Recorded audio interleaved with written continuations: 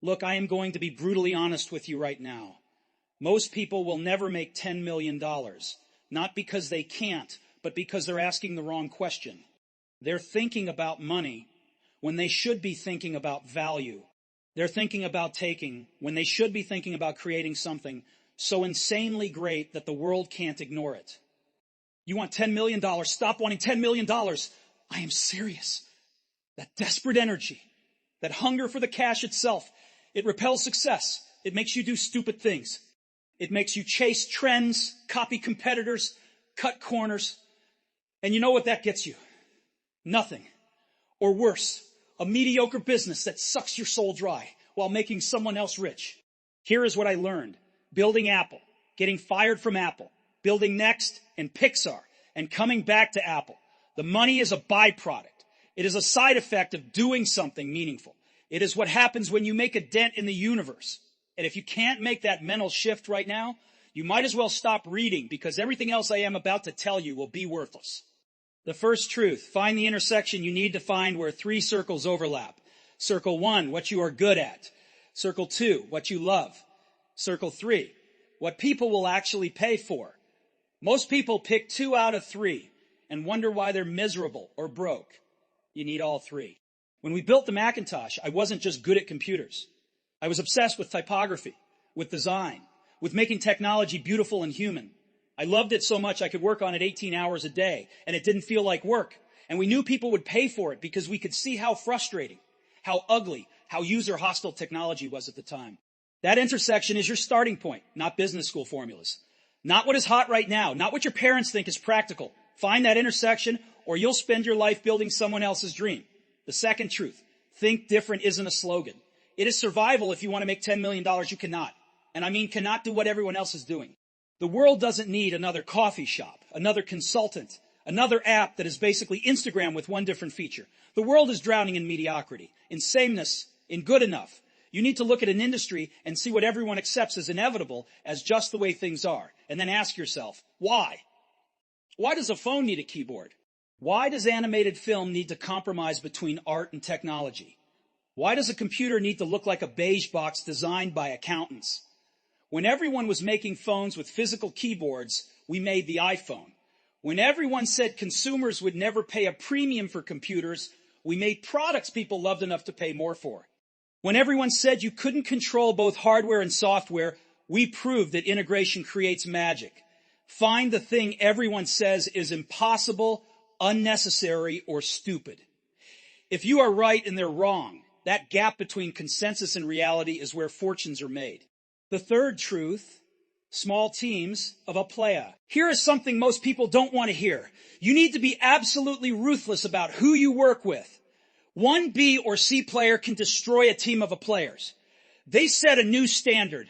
They make mediocrity acceptable. And before you know it, players leave because they can't stand working in an environment that tolerates less than excellence. I've been called an asshole for how demanding I am. Good, ooh-hoo. I'd rather be an asshole who builds world-changing products than a nice guy who builds forgettable garbage. When you are trying to make your first 10 million, you don't have the luxury of carrying dead weight. You need 5 people who can do the work of 50. How do you find players? Stop looking at resumes. Stop caring about where they went to school or what companies they work for. Look for people who are unreasonably passionate about their craft. Look for people who argue with you when they think you are wrong. Look for people who have taste, who can tell the difference between good and great. And here's the hard part. You need to be an A player yourself first. You need to be so good, so committed, so obsessed with excellence that players want to work with you. If you are settling for B players, it is probably because you are a B player yourself. The fourth truth, products, not profits. I know this sounds counterintuitive when you're trying to make $10 million, but focusing on the product is the only way to get there. Focusing on the money is how you fail. When we were building the Mac, we didn't sit around calculating margins and ROI. We asked, is this beautiful? Is this simple? Does it make you feel something? Will this change how people interact with computers? The profit was a result of making something people fell in love with. Your product or service needs to be so good that people tell their friends about it. Not because you have a referral program, but because they can't help themselves. They're excited. They're transformed. They feel like they discovered something special. That is your benchmark. If you are not creating that level of quality, that level of experience, you are just adding to the noise. And the world has enough noise. The fifth truth, sell the vision. Not the features. People don't buy what you do. They buy why you do it. When we launched the iPod, we didn't say 5 gigabytes of storage. We said 1,000 songs in your pocket. See the difference? One is a specification. The other is a change in your life. Your first 10 million will come from making people see a better version of their own lives. Make them feel something. Make them believe in a future that is better than today. Make them part of a movement, not customers in a transaction. The narrative matters as much as the product. Maybe more. The story you tell about why you exist, why this matters, why now. That story is what separates a commodity from a phenomenon. The sixth truth, taste is the ultimate competitive advantage taste. It is a word people don't use in business much anymore, but it is everything. Taste is knowing what is good and what is not. It is being able to make 1,000 tiny decisions that add up to something coherent, something that feels inevitable. You can't really teach taste.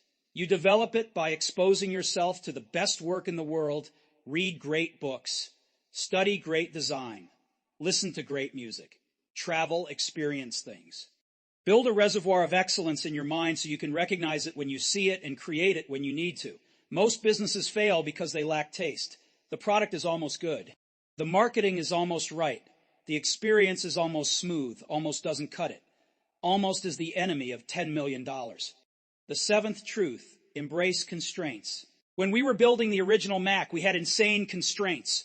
Limited memory, limited processing power, limited budget, limited time. And those constraints made us better. They forced us to think harder, to prioritize ruthlessly, to find elegant solutions instead of brute force ones. Don't wait until you have unlimited resources. Unlimited resources make you lazy and stupid. Constraints make you creative. Some of the best products in history were built by small teams with almost nothing. You don't need venture capital to start. You don't need a fancy office. You don't need 20 employees. You need focus. You need obsession. You need to care more about the work than anyone else possibly could. The eighth truth, price is about value, not cost. When you are creating something great, don't be afraid to charge what it is worth. We charge more for Macs than competitors charge for PCs. And everyone said we were crazy, but we weren't selling computers. We were selling an experience, a philosophy, a better way to work and create. If you create real value, there is a market willing to pay for it. Stop racing to the bottom on price. Stop competing with people who cut corners. Compete on making something so much better that price becomes secondary. Your first 10 million won't come from high volume and low margins. It'll come from creating something premium that a passionate audience is willing to pay a premium for. Build for the people who get it, not for everyone. The ninth truth, iterate based on vision, not just data. Data is important. Analytics matter. But if Henry Ford had asked people what they wanted, they would have said faster horses. If we'd asked people what they wanted before the iPhone, they would have described a better BlackBerry. Your job is to see around corners, to understand what people need before they know they need it, to have a vision that is clear enough that you can make decisions based on where you are going, not just where you are. This doesn't mean ignore feedback. It means filter it through your vision. When someone says they don't like something, don't just change it. Ask why. Dig deeper. Maybe they're right. Maybe they're articulating a real problem poorly. Maybe they're wrong, and you need to help them see what you see. The 10th truth, distribution is everything you can have the best product in the world. And if nobody knows about it or can't figure out how to buy it, you have nothing. We learned this the hard way multiple times. Think about distribution from day one. How will people discover this? How will they buy it? How will they tell others? What is the path from I've never heard of this to I can't live without this? Sometimes distribution is your website and word of mouth. Sometimes it is partnerships. Sometimes it is retail.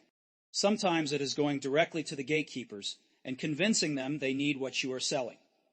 Every path is different, but you need one. The 11th truth, focus means saying no. When I came back to Apple, we had dozens of products, and most of them were mediocre. We killed almost everything. People thought I was insane. We went from dozens of products to four, and that focus saved the company. The hardest thing in business is saying no to good opportunities so you can say yes to great ones. Every distraction, every side project, this will only take a minute, takes you further from your goal. What are you trying to do? Really do. Strip away everything else. Be ruthless. Focus is not about doing more things better. It is about doing fewer things at a level nobody else can match. The 12th truth, build a company that lasts. Don't build something to flip it. Don't build something to cash out. Build something that matters. Build something you'd want to use. Build something that makes the world better in some way, even if it is small. I am not being naive about the money. You asked about $10 million, and I am telling you how to get it. But the way to get it is to build something so valuable, so enduring, so meaningful, that the money becomes inevitable. Companies that are built to be sold usually don't sell for much. Companies that are built to change the world, those are the ones that create real wealth. The 13th truth, time is your only finite resource. You can raise more money. You can hire more people. You can pivot your product. But you can't buy more time. Every minute you spend on something that doesn't move you toward your goal is a minute you'll never get back. This isn't about hustle culture or working yourself to death. It is about intention. It is about making sure that when you look back, you spent your time on things that mattered, on building something real, on getting better at your craft, on surrounding yourself with people who elevate you. Most people waste years because they're afraid to commit. They keep their options open. They dabble. They wait for perfect information. And while they're waiting, someone else is building. The 14th truth. Your reputation is your equity. Do what you say you are going to do. Be known for excellence. Be someone people trust. In the long run, your reputation will be worth more than any marketing budget. When we launched products, people showed up because they knew we wouldn't ship junk. We had earned that trust over years. You can't buy that. You can't fake it. You build it through consistency, through delivering, through caring about your work more than is probably rational. Burn a bridge today, and it might cost you $1 million opportunity tomorrow. Keep your word today, and it might open doors you didn't know existed. The final truth, it is about legacy, not lifestyle. $10 million is a lot of money. It can buy you things, experiences, freedom. But if that is all it is, just money, you've missed the point entirely. The real question is, what did you build to get that 10 million? What did you create? What did you change? What will outlast you? I am not going to be here forever. None of us are. But the products we create, the companies we build, the ideas we put into the world toes can live on. Those can continue to make people's lives better long after we're gone. So yes, make your $10 million, but make it by creating something that matters. Make it by doing work you are proud of. Make it by making a dent in the universe. Because in the end, the money is just a measure. It is a way of keeping score. What matters is the game you played, the team you built, and the legacy you leave behind. Now stop reading and start building. Your $10 million is waiting, but it is not going to build itself. Get to work.